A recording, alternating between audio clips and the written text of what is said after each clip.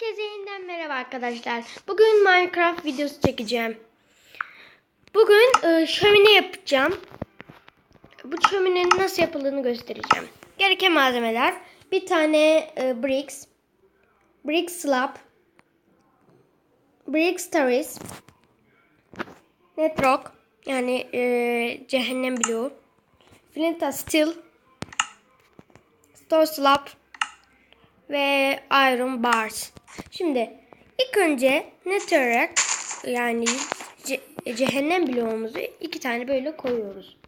Sonra etrafına 1 2 1 2 1 2 1 2 bu köşelere koymuyoruz. Sonra üstüne brick stairs'de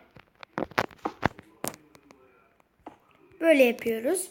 Sonra bunların üstüne birer tane böyle koyuyoruz.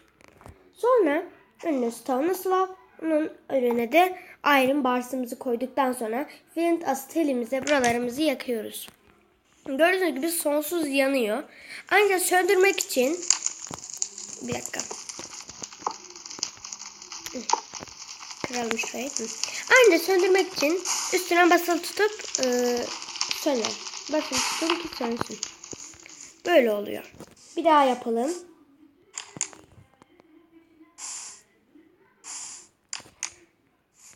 Bu bölümlerde sizlere, bu ilk bölümümde arkadaşlar. Bu bölümde sizlerle bir tane bahçede yanan bir şömine türü yaptık.